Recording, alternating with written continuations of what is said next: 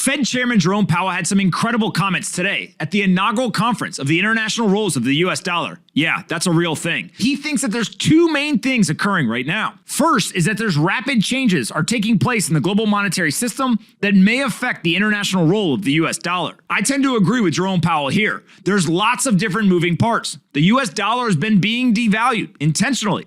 There's all sorts of conversations around what the role will be on the international stage after the US decided to levy incredible historic sanctions against Russia during the Russia-Ukraine conflict. And of course, many other countries are now saying maybe we shouldn't be dependent on the US dollar if it's going to be politicized and weaponized on the international stage. Not only, though, does Jerome Powell call out the ever-changing role of the US dollar on the international markets, but he also stated that a central bank digital currency may be a path to continue to extend the US dollar dominance in the global market. Now, of course, central bank digital currencies sound awesome. They look over at the crypto market and they see the rapid rise of stablecoins and how popular those assets are, both for financial market participants and everyday citizens. But there are major concerns around central bank digital currencies. For example, it may drastically increase the financial surveillance of the government on the everyday citizen.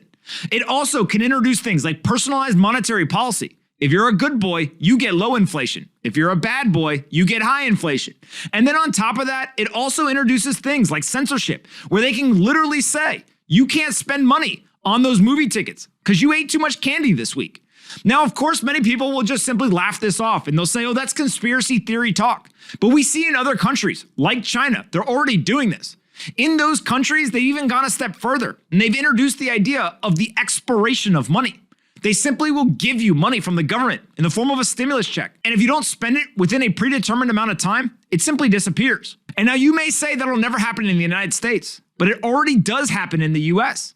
If you look at something like EBT cards, they give you money. And if you don't use it for what they tell you to spend it on, in 12 months, it literally goes away. And so naturally, a central bank digital currency, while it may sound like a good idea, there's a lot of concern around the powers that it would introduce on the national stage for a government that might not necessarily be a great steward of those powers. And so at the end of the day, the US dollar's role is changing. There's a lot of people asking a lot of questions. Bitcoin and cryptocurrencies are driving a conversation around free market competition. The end users ultimately want to use something that allows them to store value, use it as a medium of exchange, and allows them to conduct their day-to-day business without worrying about, will this have value in the future? Or will somebody not allow me to use it for the purposes that I want? At the end of the day, Jerome Powell, the Federal Reserve, the Treasury, elected officials, and many other people in positions of power and influence, they have a lot of thinking to do. Because if they want the US dollar to remain the dominant form of money in the global market, they've got to do something different because it's headed in the wrong direction. And that might not be good for the United States of America. Hey you, did you like this video? Great, we make 5 of them a day and post them here on this channel. Make sure you're subscribed, like the video, and see you next time.